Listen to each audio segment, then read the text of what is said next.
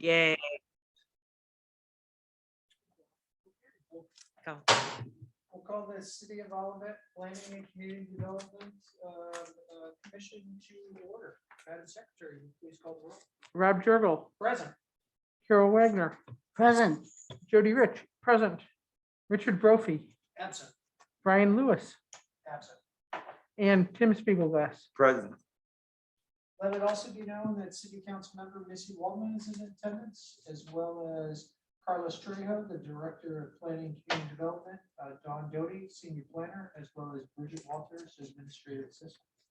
So thanks, everybody, for tuning in. Oh, Mr. Chairman, yes. your audio is not coming in as well. I'll repeat what I just said, so apologize for that. Just let it be also known that City Council Liaison Missy Waldman is in attendance, as well as Carlos Trejo, the Director of Planning and Community Development, Don Doty, Senior Planner, and Bridget Waters, Administrative Assistant. We thank everybody for being in attendance. We apologize for the little delay, but we had a few little technical difficulties, including my mic not being turned on. Just to let everybody know, we're getting really good at this Zoom, but sometimes we do have glitches. So we apologize, but bear with us. We're getting through this pretty well. So just to let everybody know who hasn't been in attendance before, the way the commission works, there'll be an item that's come up, either an old business or new business. We'll have a report that's issued by members of staff. There'll be time for members of the commission to discuss this, and then also ask questions to the petitioner that's there. We'll also take public comments related to that particular item as well, prior to any vote or any other final discussions on that item. We do have a time now after these review commissions where we open it up for public comments. These public comments are for items that are not on the agenda. And we do ask you that you keep it brief and concise to respect everybody's time and to make sure that we get everybody's opinion heard as well. And we do, limit that to no more than 3 minutes per person. Okay, that being said, one other reminder is if you do have a question or comment, there's a little button that you can raise your hand to be notified. We'll be checking that, as we go through it. But if you do have just other questions or comments, just make sure that you list those down in the comment section below.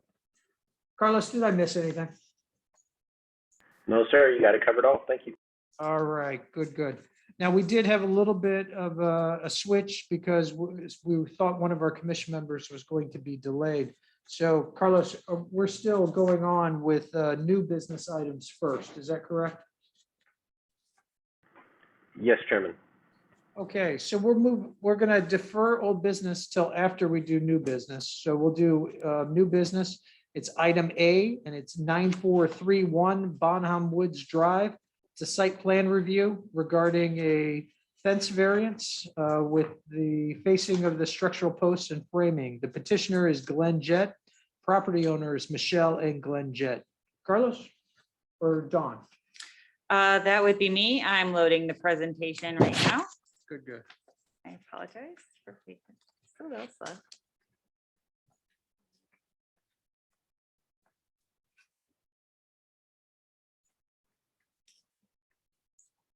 Oh, darn.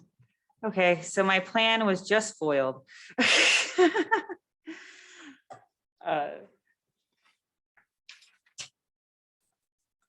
Take your time. Thank you. So I do apologize. Oh, we're doing general public comments. I'm not seeing any hands up. Are we going to? Then we're going to go to new business. New right business, now. and we're, that's right. We're already on the. We're going on. I feel to- like we're on lot 4. It's. We actually switched it. That was a last minute change. Oh, that I we did. apologize. I'm so And we're sorry. going to move on to 9431 Bonham Woods Drive. I apologize. No, that's no problem. It was, like I said, a last minute change that we had to do to accommodate some of our commission members. And then we'll come back to old business after this. So what we have here on 9431 Bonham Woods Drive is it says, I apologize, new single family home, but this is a fence variance. And it's considered in front of PCDC because the purpose of PCDC is to ensure that there is no public harm or practical difficulty in the planning of and the aesthetics of the fence. And you can see from your package and the plans online. Dawn, do you have a report that you're gonna share with everybody? It is supposed to be sharing. I am Okay. mucking this up. So I was trying to share this, but it won't let me share it over here. So you can show your screen, Okay, so the middle. I think that, Yeah. hold on.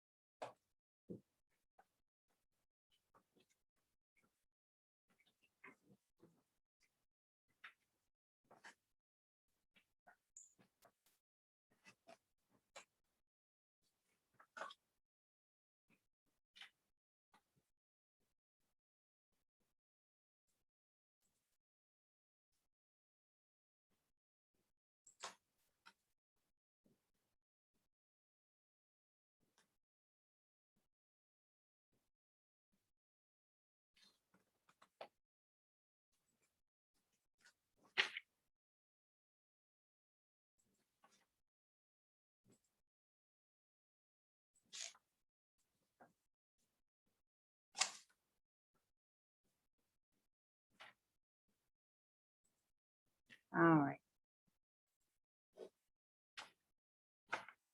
Thank you all for sticking with me. No worries.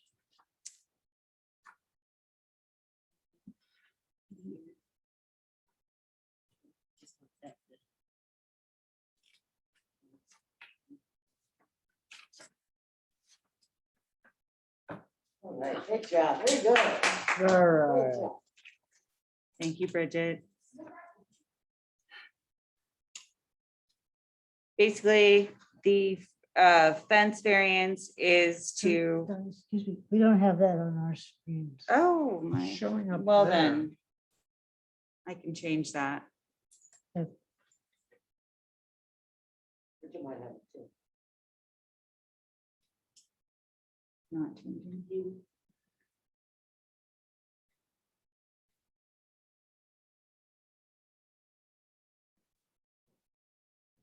Well, I would suggest if we can't, Why don't we share just- that screen, Look. maybe we could. Oh, it's up okay, there. so it is, but that you're supposed to be the DS displays, and so. And then.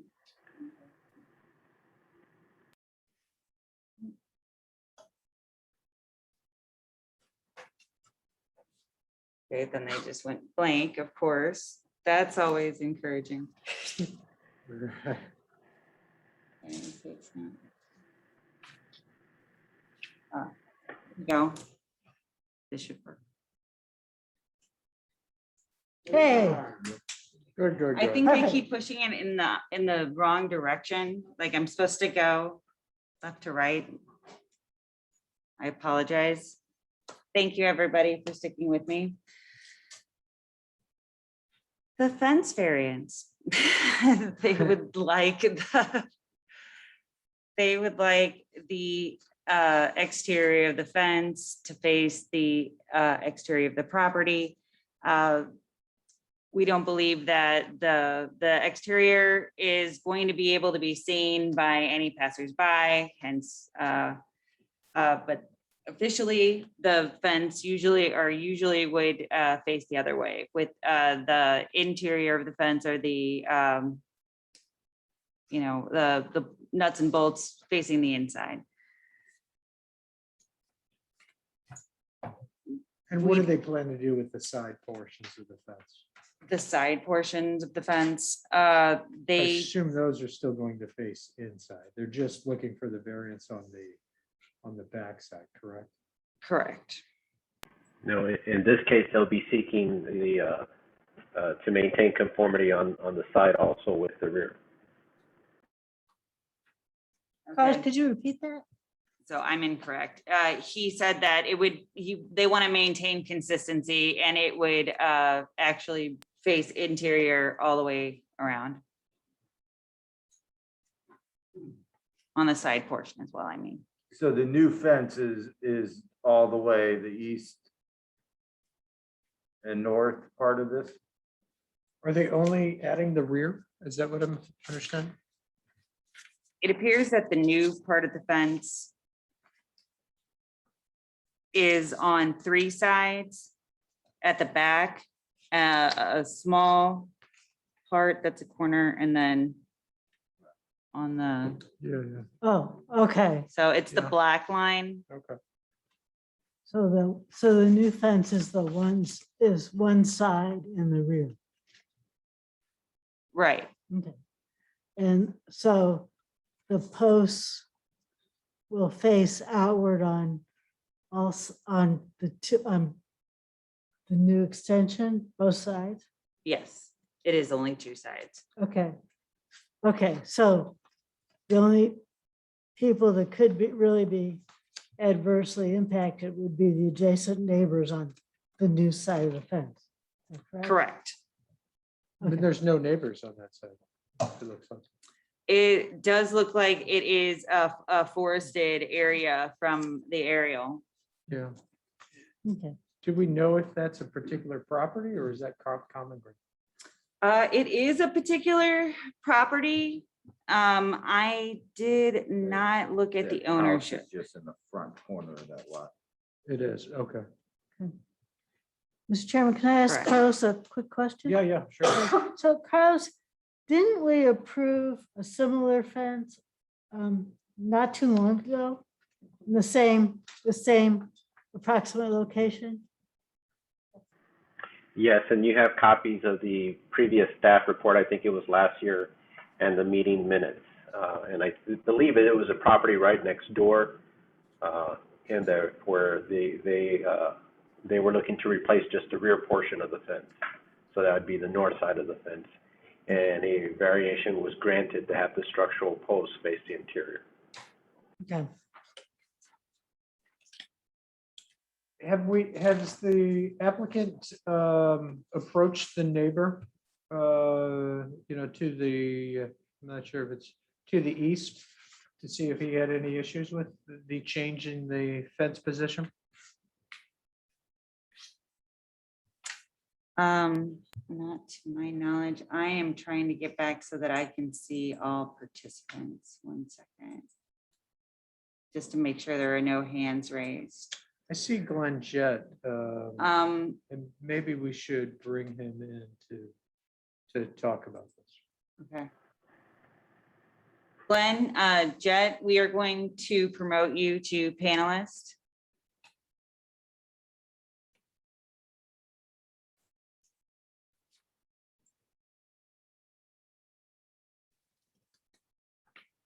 His mic's off.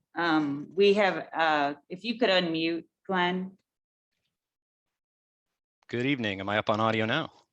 Yes. You are. Fantastic. If you possibly could share your screen, that that would be great. Share your video. Yeah, share your video. Thank you. And then also, if you don't mind, is state your name and your address for the record. Sure. Let me see if I can get the video to share.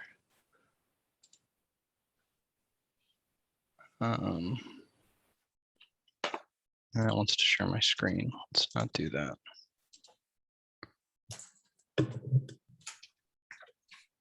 Yeah, so I'll state my name while I'm plugging in my camera. So Glenn Jett, and I am the property owner at 9431 Bonhome Woods Drive.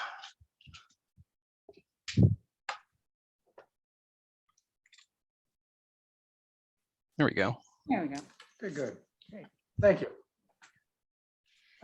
So Glenn, I think I had a question related to whether you've discussed the position of the fence or the change in, I guess, which side with your neighbor to the east. Yeah, so when we originally applied for the permit, we discussed it with the neighbor that we were going to be putting the fence in. When we were originally granted the permit, I don't think we recognized that it was a variance to have the inward facing finished side of the fence. So we didn't discuss that aspect of the project with them. Okay. I personally don't have any issues with the rear side, but I do think it would be worthwhile to have the, at least the neighbors on the, the adjacent neighbors to have their input on this. I don't know how everybody else feels about that. I'd like to ask Glenn a question, yeah. Mr. Chairman. Glenn, the lot to your east is heavily wooded. Could your neighbor see through that to your house? Is he gonna be able to see the fence at all? I guess.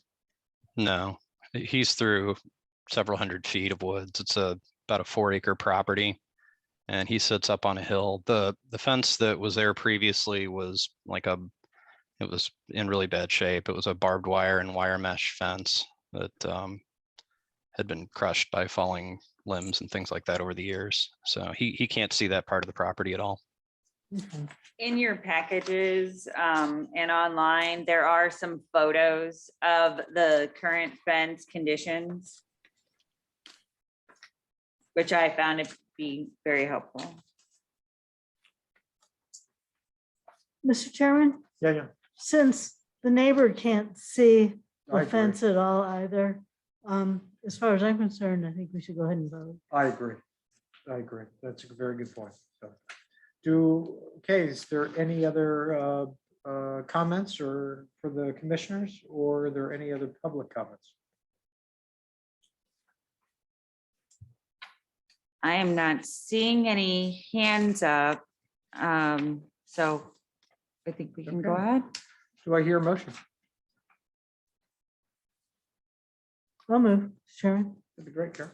Motion to approve the petition for the site plan review to authorize a fence variation at 9431 Bonham Woods Drive to allow the construction of a fence with posts, framing, and other structural support to face the non-enclosed area as noted in the plans before the commission as presented in the memorandum from the Department of Planning and Community Development dated August 5, 2021, subject to any staff conditions noted therein. Second. Motion's been made by Carol Wagner, seconded by Tim Spiegelglass. John, will you please call the roll call vote? Chairman Rob Jurgell, Yes. Secretary Jody Rich, Yes. Councilmember Brian Lewis. He's absent today. Oh, I'm sorry. Okay. Oh, Commissioner Carroll, or you motion to approve, so you would be. And then Commissioner Brophy is absent. Commissioner Spiegelglass, Approved. thank you. That is 4 approved and 2 absent with no. Motion No. passes. Thank you. So thank you. Thank you, Glenn. Appreciate your time. We Thank you. appreciate it. Thank you. And this must be just terrible. I do appreciate it. Thank you very much for your patience. Right. Thank you. Okay, we'll give Dawn some time to kind of get things back to normal before we go back to old business. Let me know when you're ready, and then I'll go ahead and I'll introduce it. Sorry. one more. Change back the time. There we go. Okay, thank you. Okay, so Agenda. thank you. I can't get it past the thing. The controls are just right over it, and I hate that. So Okay, here we good. have, Okay, we'll go back to old business. This is item A, and it's lot 4 of the Gateway I-170 redevelopment area, which is the southwest corner of Olive Boulevard and 170. Petition type is a design review regarding a multifamily residential structure on lot 4. Petitioner is Greg Yowitz with Keat Olivet Gateway LLC. Property owner is Keat Olivet Gateway LLC. Carlos, are you taking this? I'll let Dawn continue if she's okay. And then there are a couple of points when we get to the retaining wall section I just want to note. Good.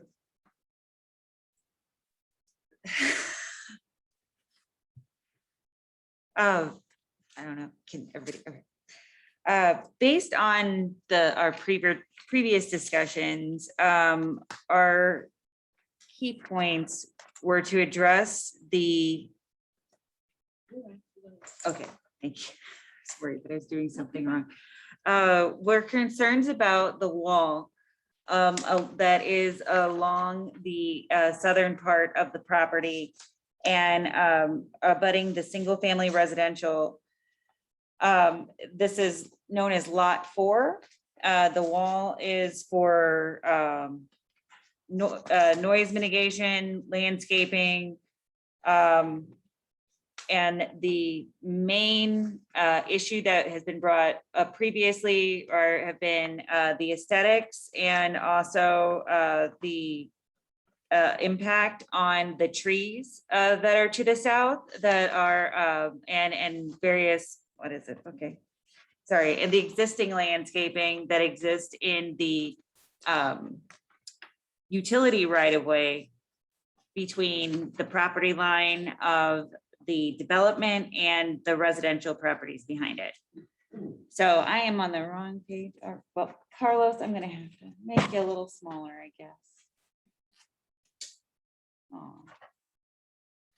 So here is a slide showing where the lot or where the actual residential part is.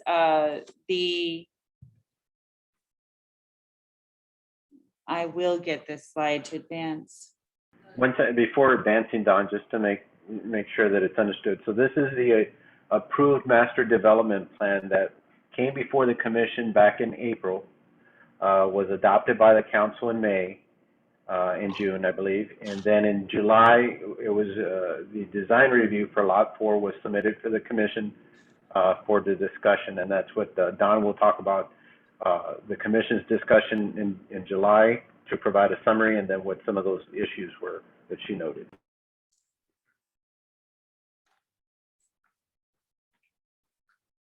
Okay, good. Is there any more report, or are we going to bring the petitioner on to kind of further discuss some of these items? I believe that, one moment.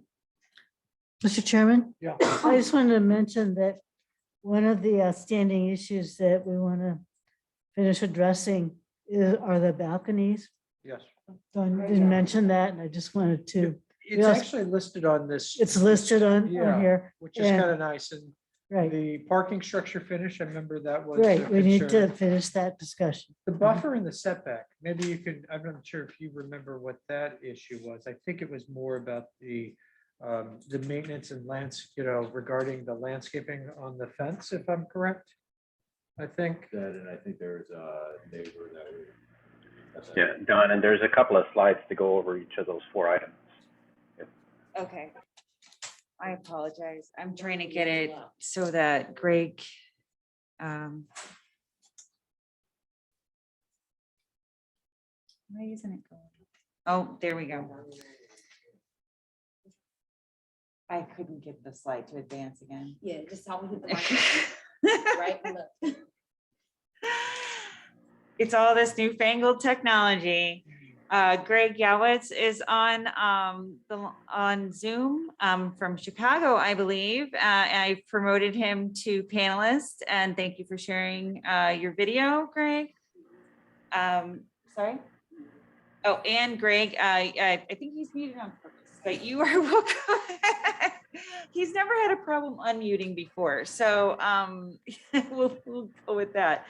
So here we have is a little bit more detail that Greg has provided for the retaining wall of or appearance as far as and I can and Greg, you're welcome to speak to your own development. I'm not great. Yeah, absolutely. So, Mr. Chairman, members of the commission, yes, hello from St. Charles, Illinois, or wherever I am right now. Not totally sure. It's my wife's first cousin's wedding this weekend. So, in light of the conversation at the last meeting, there were some questions about, I think, one, the mechanics of the anticipated soldier pile wall, and then as this slide will address, not just that, the look of it, as well as the privacy fence that will sit on top of it. So, as it relates to the mechanics of the soldier pile wall, you can see in the image on the right, the black and white sort of engineering style image. The way this wall is constructed is by inserting piles into the ground. They're steel columns. Those steel columns will be anchored to the depth, obviously, as recommended by the engineers, and will hold back a very thick, high quality oak timber that we will finish through the process of sanding and staining to really achieve that aesthetic look that we're going for, because this wall is fully visible from our courtyards. The best example we could find, unfortunately, which is not the greatest example, is the image to the left of the black and white drawing, which shows you sort of a cross section cut through of an existing wall. And what I think I'd like you to take from the reference from this image reference is if you look at the oak timbers between the piles, they are organized and they are flat level to plane. They are a very thick timber, which if you look at the side of the blue I-beam, indicates just how thick of wood we're planning on installing. These timbers will likely be 12 by 12 height and width. Obviously the length will be set by the distance between the piles. And then the H piles, as they're called, which are the steel columns, which will be driven into the ground and set in concrete, we're going to treat those and paint those. And I'm going to honestly let my architect recommend what the right color is to go to complement the aesthetic look of that wall. And so, number one, from a structural standpoint, an H pile and oak wall is rated to last not less than 40 years. It will require periodic maintenance by us, which we fully intend to do. It is a very visible element to the public space of the apartment building, and therefore must look good literally at all times. Part of the construction, which you can't see represented in the black and white drawing, is that there'll be a water diversion channel that runs at the top. Again, it's all very highly engineered, and I believe 40 years is the minimum it will last. I'll be 93 at that point, 94 by the time this wall fails. We'll probably still own the apartments at that time. And so it'll be upon us, it'll be incumbent upon us in maintaining the quality that we demand to keep that wall looking good at all times. So it'll require periodic, pressure washing and restaining, and that's just sort of part of our plan. And then the last image on this page, and I'm happy to answer any questions, it was suggested by my architect originally that we go with a wood look 8-foot fence. After consultation with Olivet staff, if you will, precedent approvals of fencing of this material are more of a stone look. So the material you see in front of you is called Allegheny buff. Again, it's site-proof. It's insulated, and it runs. They're done in 4 foot high by 8 foot wide panels. 2 will be stacked together, creating that visually impenetrable 8-foot perimeter fence that'll run roughly 1,700 linear feet from our western border at Price Road, behind the apartments, and then south behind the office building and the hotel. Kind of like that. And then there'll be a security fence in front of it. on top of the retaining wall, obviously for safety. And Dawn's clicking through the slides to show sort of the profiles and how all of this works relative to the grade. So, as it relates to the wall, I'm happy to answer any questions. I don't know if Carlos or Dawn, you have anything else to add. Chairman, if I can, just to make sure, and Don, if you can go back one slide. Part of the comments that we heard from the previous meeting was the concerns regarding the impact of the retaining wall and the adjacent tree line abutting the property grounds.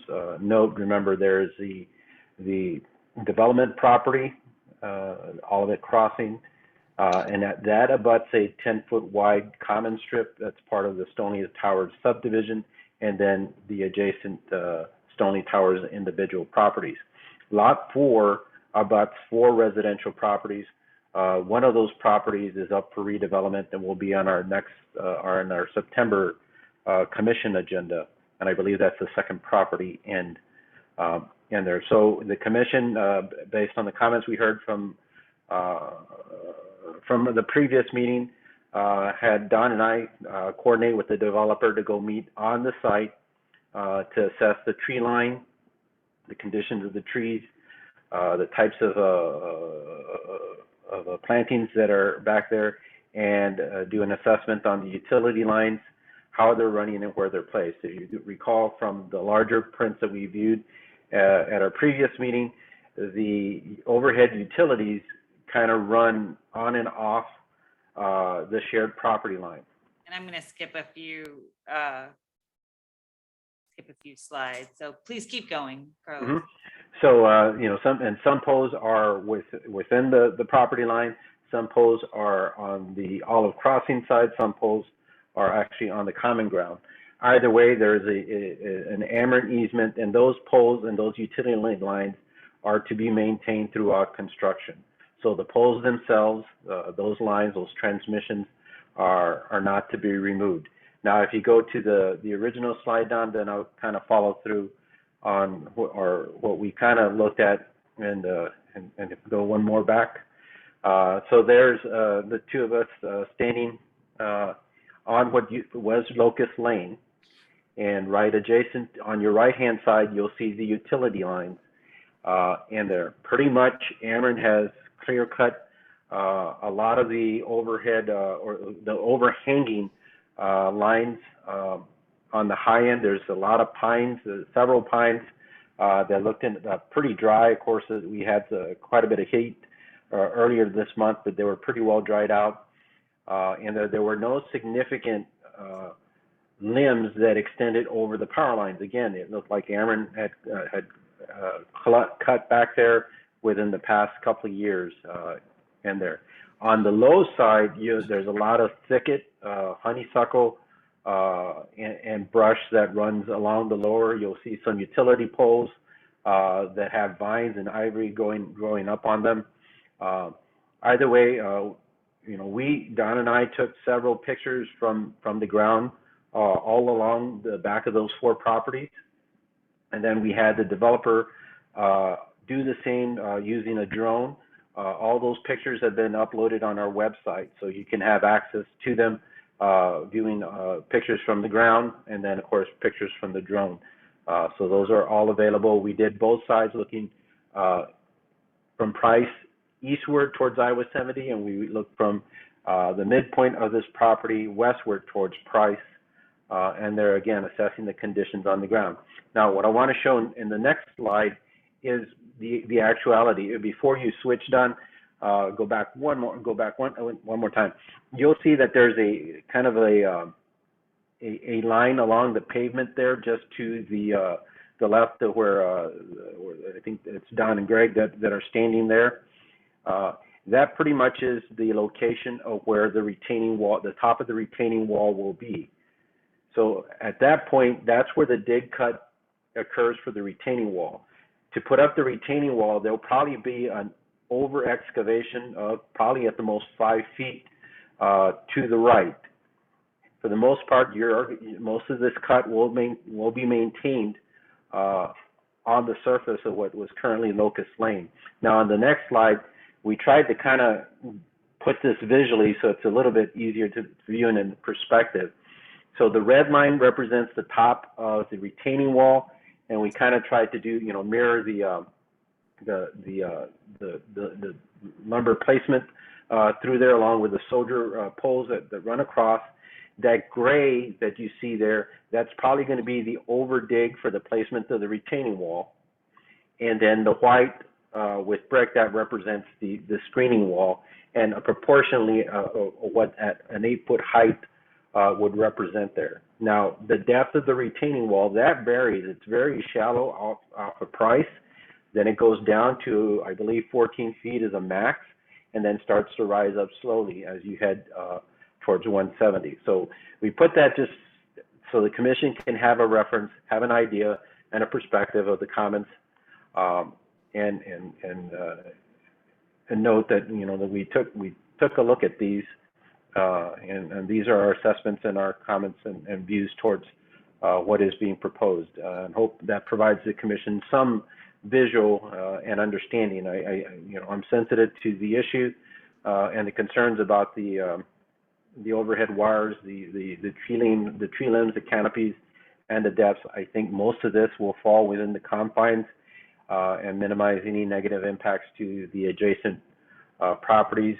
There was one limb, I think, up on Price that extended out where a tree was cut severely into a V shape with one limb that still stood, but you know, even with the light wind that was out there was kind of fluttering around while we were looking in there, but it was still holding on. And again, you can see a lot of these photos on the website under the development projects for Olive Crossing.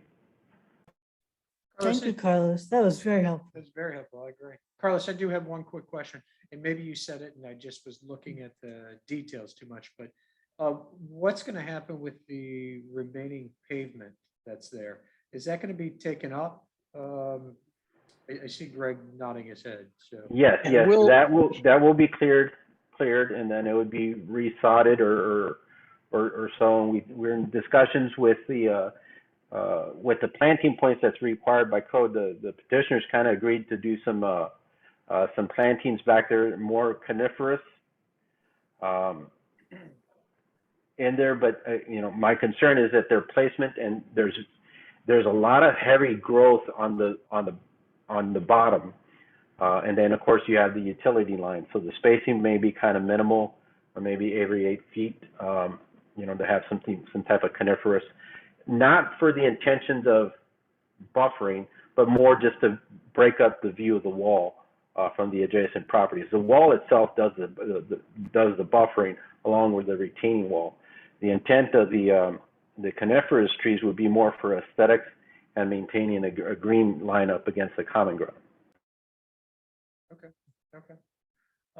I only have one question, and I think I know the answer to this, but I just figured I'd just ask to make sure. If the ground on the south side of the wall is kind of sloping, you know, into the wall, drainage, you know, against that wall, I'm assuming that there's a mechanism to, you know, prevent pooling up against that wall. Is that correct? Yeah, so the way that if you're talking about the fence or the wall? No, the wall. Okay, so water, if you, in some cases, you will see water will drain, most of it all drains toward me from Stoneleigh Towers because it's a higher elevation. That water, let's say from Mr. Smith's lot and from the lot that's under development, will pass, if you know, say there's a heavy rain, underneath the 8-foot fence and on top of the retaining wall, in between the retaining wall and that 8-foot fence. One of the details on the engineering, which isn't complete yet, but is standard, is, if you will, a channel, almost like a curb and gutter type system to control the flow of the water for a number of reasons. One, not the least of which, is to make sure it doesn't impede or impact the structure of the wall itself. And so then that water will run generally east into our storm drainage system at the east end of the apartment building. Again, it's all highly engineered. There'll probably be a couple drain pipes along the entire run, again, to catch that flow.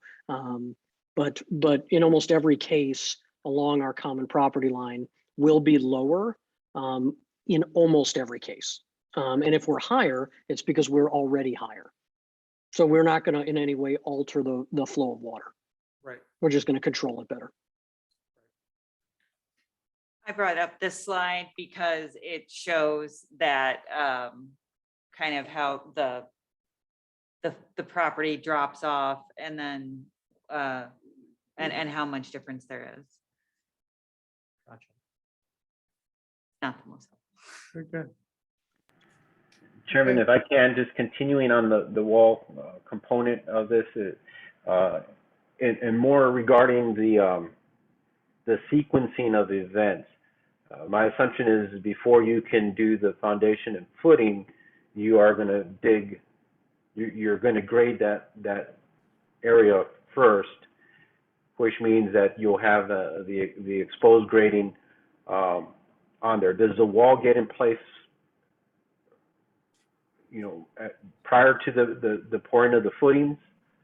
Because Yeah, you're so going to need some type of bracing. Oh, sure. So the sequence for site work is, for those of you who've been out there recently, we've completed the installation of the 66-inch pipe to divert the creek. That's done. Mass excavation has begun where they're leveling out the site. And then assuming, hopefully that you all approve what we're planning, before we put the footings in for the garage and the apartment building, we will install this H-pile wall and complete the rest of the site leveling. And then subject to the approval of the material on the fence, we will place that order. Unfortunately, and it's nothing I can do anything about, it's the pandemic, the lead time on the delivery of that material is 17 weeks. And given that we need 700 linear feet by 8 feet high, I think I need 3 shipping containers or so full of the material, and we'll get it installed as soon as we can. So I think that answers the question. That's sort of the sequence. We'll get the wall in, and as soon as the fence comes in, we'll install it, but it's going to take some time to get it delivered. Okay, does anybody have any other questions or comments related to the buffer and the wall? Otherwise, go ahead, Carol. I was looking at Tim. I'd like to ask, so Greg, is there a way to maintain everything part of that with the different fence lines to get mowers and different machines in there? Yeah, so that's actually something I've been talking to Carlos about. So we'll break it into 2 sections. You've got the north side of the wall and the south side of the wall. So on the north side of the wall, we'll make sure as we design the storm channel that there's adequate room to get a mower through there between what will be the top of the retaining wall and the 8-foot fence. I think there's 5 to 6 feet there. So that's adequate room to get a mower in.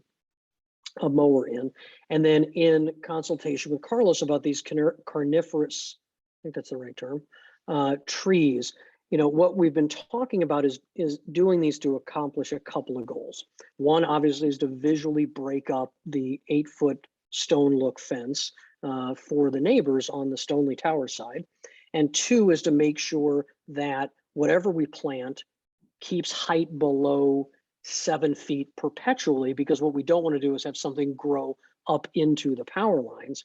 And number 3, that we space them and install them properly so that A, they don't impact the structural integrity of the fence or the wall, and that B, we can get people back there. Now, if you can't get a mower back there, that's fine. We can always get a guy back there with a weed eater and they just do it by hand. So those are the things. As we looked at the physical condition together, Dawn and Carlos and I, the question I said to them is, what's the best solution here? Because that's what I want, right? So if you say to me, hey, it's better if you plant this variety of tree that won't grow to a height that's going to impact the power lines, and we plant those on 8-foot centers. And if worst case, my mowing crews have to walk back there, because understand it's kind of to a certain extent like a bowling alley. You're going to have my fence on the north side, and most of the homes on Stoneleigh have fences either, in most cases, on the northern end of their own property, so that what you have is that what will be a 10 to 15 foot space between their northern boundary and my fence, which encompasses both the 10-foot common ground and a couple of feet on my side. So we should have plenty of room to get back there and maintain it. Obviously, I can only legally maintain up until the edge of my property. And so, as you see where Dawn and I are standing, basically, and actually, if I don't know, Dawn, if you can zoom in, but I think I see one of the property stakes in the grass. I can't zoom in, but mainly because I just don't want to try. But I believe that orange mark in the middle is a property stake, but if memories. Right, I believe you're right. And so and the reason I mention that is, so in that case, where you see that pole, or sorry, that tree and that property stake, there's a difference there between where the pole is or where the power lines are and the stake. As you get closer to Price Road, the property line is the power line because they're not set plumb true east and west. So, my guys, I use the crew I've been using for a decade. We'll do what we can to maintain probably, if the neighbor, it's common ground of the subdivision. I obviously won't see it from my side, but I'm not, not going to ignore the fact that if something needs to be maintained while my guys are back there, they're going to take care of it. So, yeah. Now, does that answer your question? Yes, I'm good as long as there's no place that you're, landlocked that you can't get into a place. That answers my question. Good. All right. I think we have a couple other items that we had some discussion with or concern or questions about. That was the garage finish. Yes. So on the garage finish, actually, Dawn, if you let me share screen. I believe you are able to do so. This will stop the other sharing. Do you want to continue? Yes. Go for it. Okay, so let's go here. All right. Can you all see that? Ken. Okay, great. So I'm only using one monitor tonight, so it's a little harder to see. So there was some question about what we were going to use as a finish to the garage surface exterior. And so after consultation with our design architect, what we've come up with is a sandblasted, textured concrete. I had them blow it up on this slide so that you can, get a better feel for that. I think I can actually. So is that it? Did that get zoom in? Yeah, great. Awesome. So, to give you the understanding, we're not using just a plain standard gray concrete. This has got a color fleck to it. It is actually sandblasted at the plant before the sections are delivered. And so that'll give it some life and texture. It'll have a little bit of brown in it. That brown will tie in with the oak lagan pile that's across from it for on the southern side. And in that sort of warm earth tone look that wraps the entire building. So I think material, that was one of the material questions. So Yeah. this is our choice. Good. I like it. I like it. Yeah, that's good. Okay, then the only other question we had was related to those balconies. And I think you know my preference, but I wasn't sure if you had any other thoughts on it. Yeah, so as it relates to the balconies, I took my drone, thanks to my wife, lovely birthday gift of a few years ago. And I flew that drone on the site where I stepped it off to get to somewhere in the neighborhood of where I believe these balconies will be within 10 or 15 feet north to south. And then I flew the drone up to the altitude between the 4th and 5th floor, which I think were the key ones that had, those would be the ones that would be, if you will, concerning as to the view. And so what I wanted to show you is that you can't see anything. The tree canopy here, and I'm going to zoom in, like do this sort of ultra zoom.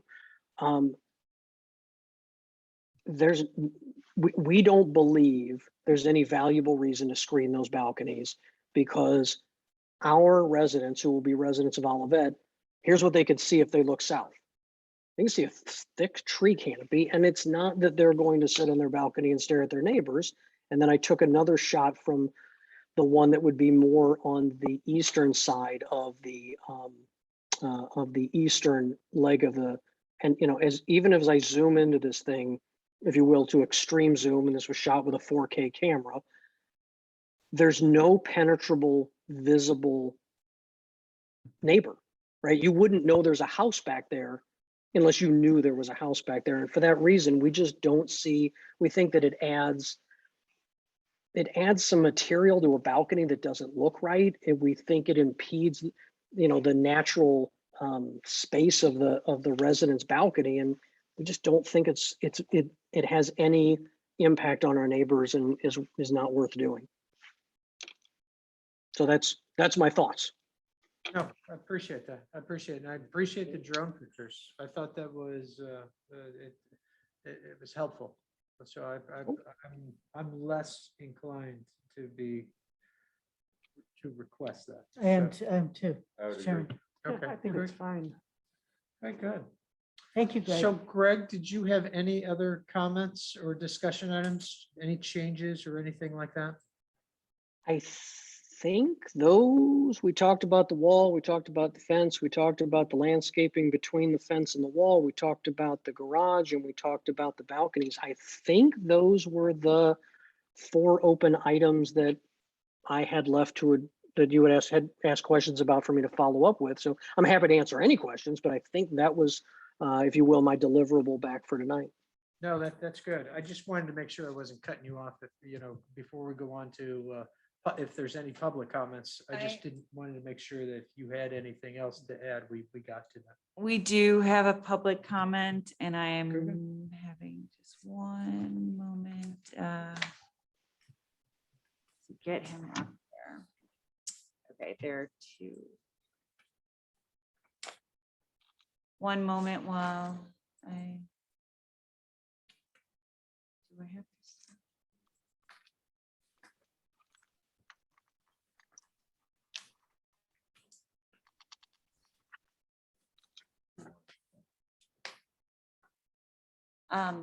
I've promoted Mark Minton and Scott to panelist.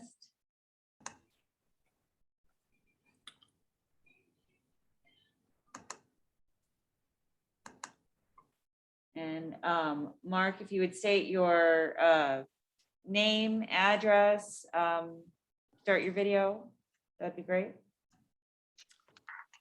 Hello, my name's Mark Minton. I live at 115 Stoneleigh Tower, and I'm a trustee of Stoneleigh Towers. The one thing I'd like to start off by saying is, in the past, as you guys have deliberated, I've seen a lot of comments about how it compares to the building at Olive and Old Bonham. And the big difference between the 2 structures is, in my opinion, is that this project has over $23 million in public financing through TIF funding. And so I think that creates a different landscape for the conversation. Unfortunately, we're just now dealing with a buffer, which has been our primary concern as Stoneleigh Tower residents for this whole process. And it kind of feels like it's too late for our wishes to be granted, given all the decisions that have already been made. But I just want to say that our concerns that we brought up to City Council a couple of times have been that we do not want the ground cut to disturb the root system of the mature trees and Stoneleigh Towers and our neighbors' properties. I don't know, that's not my field of expertise. So I trust you guys to make sure that we're doing the right thing here. I've heard it said that it's in an easement, so the property trees can be taken down anytime. I think that is a fair statement, but what makes it unfair is that here we are allowing somebody to do something that could intentionally cause those results. Those trees that are used as the visual buffer, right now you're looking at a cherry-picked visual. If you were to look a little further left of Greg's drone pictures, you would quite clearly see a residence. Also, if you look at the pictures from where Dawn and Greg were standing out there on the street, you could clearly see blue going through the tree line, which you couldn't see in Greg's drone pictures. So much like the line of sight that they're giving you to evaluate this project, it's heavily cherry-picked to view what they want you to see, not the reality. So my concern is that the trees, the visual buffer from the 5-story development, which is uncharacteristic to Olivet, is depending upon the neighborhood of Stoneleigh Towers to visually protect ourselves from that. So the leaves are not there all year round. Right now, this is about as good of coverage as we're going to get, but it's not that way consistently throughout the year. So we just would like to see, given the tremendous amount of TIF funding, we get a project that the community has some input on. And I don't think that's unreasonable.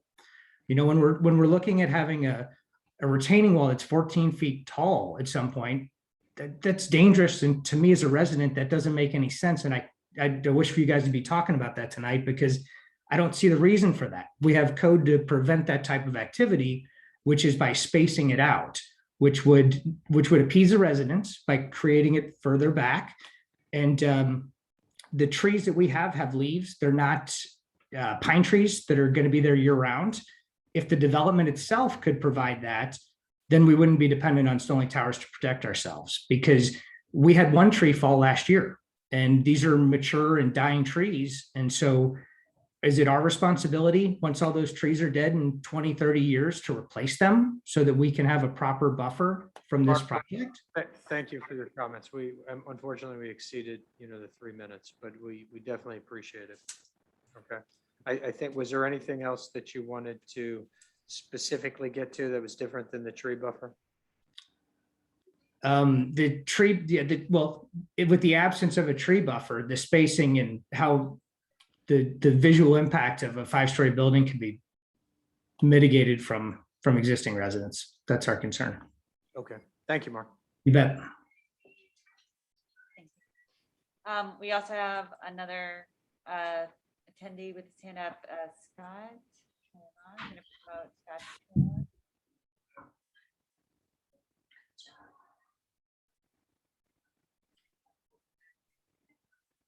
I can never tell when it's just being slow. Right.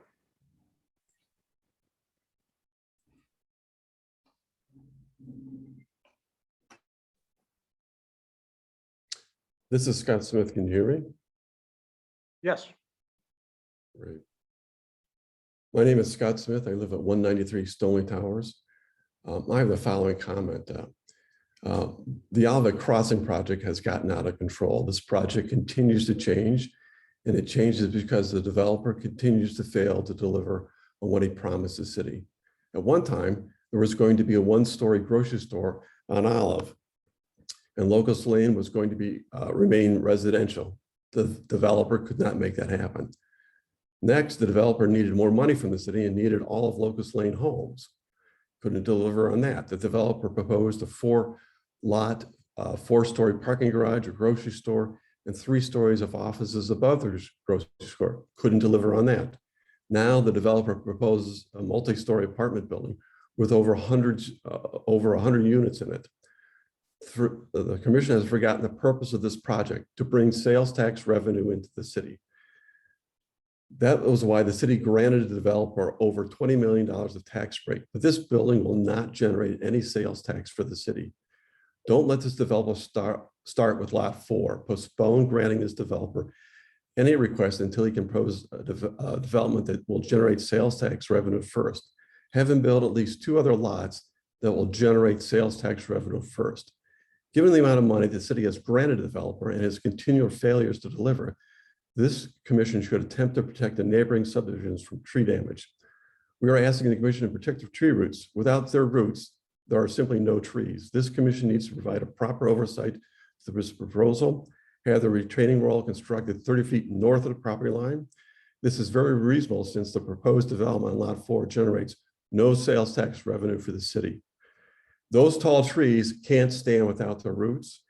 The reason they're there is because of the roots, and they have an extensive root system radiating from their trunks, and 10 feet with 5 feet cut less than that will destroy the viability of those trees. It's only reasonable to ask this commission to protect the city from this type of endangerment to the subdivision. Just have them move the wall 30 feet north of his property line. It's very simple, especially since we're granting him over $20 million and he's generating no sales tax revenue with this development as it stands now.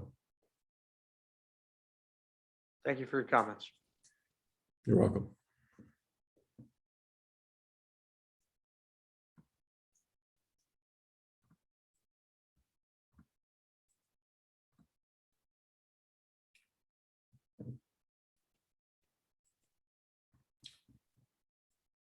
Donna, is there Okay. anyone else to speak to? I am not seeing anybody else with their hands up. Just double check to see if there's any, Yeah. any comments that have been made. Not seeing any.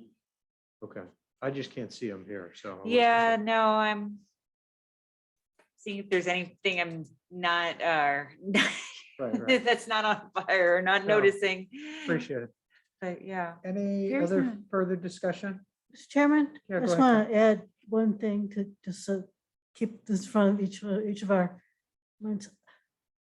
How much sales tax or tax revenues this project generates is not an item for the planning commission to be concerned with. Agree. It's Agree. a council decision. Agree. What projects generate revenue and how much is not our concern. That's a very good point. I'm glad you added that. That being said, any other questions or comments? Do I hear a motion? Mr. Chairman, Go ahead, Karen. I'd be happy to make a motion. All right. A motion to approve the petition for design review in accordance with section 400.2180 for construction of a 5-story, 101-unit multifamily residential apartment structure for lot 4 in accordance with ordinance number 2675 and ordinance number 2725 as presented in the memorandum from the Department of Planning and Community Development dated July 15, 2021, subject to any staff conditions noted therein. I second. Motion's been made by Carol Wagner, seconded by Tim Spiegelglass. Will please call the roll call vote. Mr. Chairman, quick question. Quick question. Carol, did you say 101 or 181? 181. Okay, good. Sorry, the mask thing. I was like, just wanted to make sure it was the right number. Sorry. Thank you. Got cut off. Yeah. all right, ready for roll call? Yeah, All right, Chairman Jurgell, approved. and is it, remind me, is it committee member or is it Commission. commission member, Rich? Approved. Commission member, well, I guess it was approved, or it was, you motioned and he seconded, so, it would be, We should still vote. oh, I apologize. Commission member Spiegelglass, Approved. and you should also vote. Okay, Commission member Wagner. Approved. All right. So we have 5 votes to approve and no votes negative. 4. Did I say 5? I said Yeah. 5. 4. 4. 4 approve. No nay. 2 vacant or 2 absent. Okay, motion's passed, so appreciate it. Greg, appreciate your time. Thank you. Thank you. I'm going to go back to the family rehearsal dinner. Great to see you all and look forward to more visits to the planning commission with more buildings in the future. Good. Thank you. Okay, Thank you. we'll move on to, I don't see any other agenda items. So we'll move on to other business. And Donna, well, I guess we're just at meeting minutes. I don't believe I saw any in our packet, so. There are none. So No. good, so we'll defer those to the next meeting. Reports. I guess, Carlos? Just a couple of quick items, Chairman. The next council meeting will be August 10th. And of course, that will be held here there in the chambers. Also, the city will be having a e-waste document shred and prescription drug take back this month. That is scheduled for, sorry, I lost you, Don. Thursday, August 19th at the Olivet Community Center off of Grandview. So again, that will be on a weekday, Thursday, August 19th, between 4 and 7 o'clock. at the Olivet Community Center. In addition to that, the city will be having a police and fire Battle of the Badges for a blood drive. I believe that is September 2nd. And then September 10th, I believe, is the first, if all goes well, the Party in the Park is scheduled at Stacy Park. That's a Friday from 6 to 9 p.m. And then again, I believe they're in the process of getting registration open for Turkey Trot for November. It is open. It is open, so those are the main items that are set. And then, Chairman, always, I mean, we welcome public comments, and I don't feel it's my part to correct somebody immediately for any statements that they may make, but I think it's always important to put it into the record.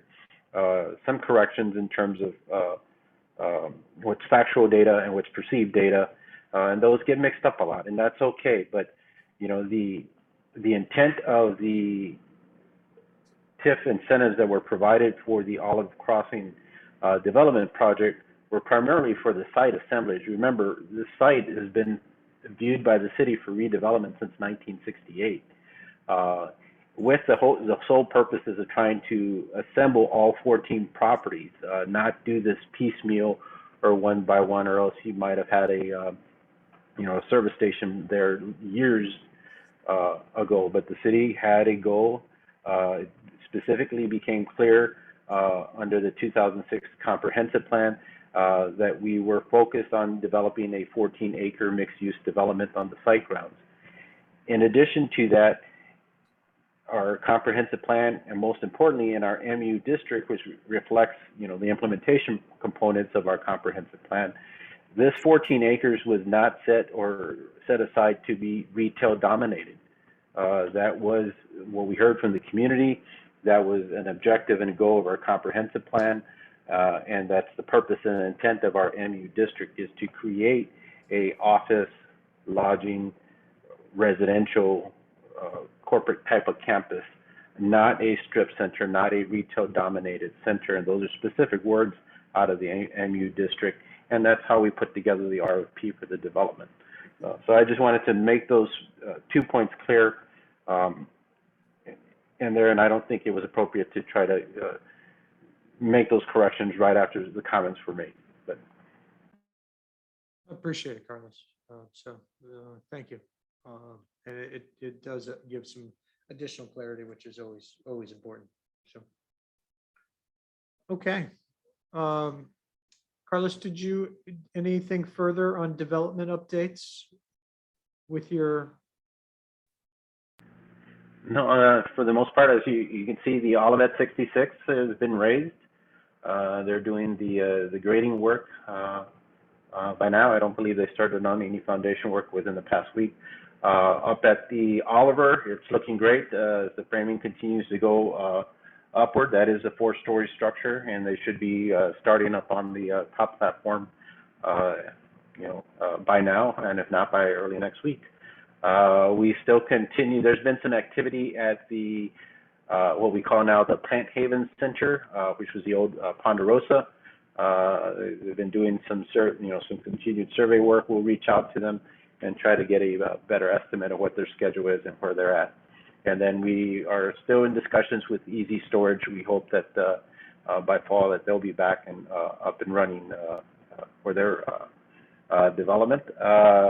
And then the Opus project up at Irvington and Rhyme Court, that was approved by council. So was the developers agreement. So the next phase for them is the acquisition of the properties, recording of the plat, and then they begin the site improvements, which include demolition. And they're looking at sometime late September or November for their schedule on that aspect. They will be coming to the commission at our next meeting for their design review. Given that they were a smaller site and only one building, the drawings that you'll see will be pretty similar to what you saw in the master development plan. Great, thank you. It looks like we got a lot of petitions coming down the pike, so it looks like we're going to be pretty busy, which is always good. All right. Missy? Thank you, Mr. Chairman. Mr. Trejo always does a wonderful job. I have nothing else to add other than to thank you for your service to the city and on behalf of the city. Don, don't worry, you did a great job for your first time. It's hard to multi-drive here at this counter. I've seen it before. Doing that is a true gift and talent, and Carlos has truly mastered it, and so has the city manager and other folks in the city. So don't worry. Thank you all for your time and your patience tonight. God bless and be safe. I only have one other comment, and just to kind of, the September 16th, since that's the last day of Yom Kippur, are we looking to reschedule that? We'll look at the calendar and see what the following week looks at like. I know we've been made aware, and I'll follow up on that at our next meeting. Good. Okay, that sounds great. All right, that being said, we'll adjourn at 8:17. Thanks, everyone. Thank you, everyone. Good job, Don.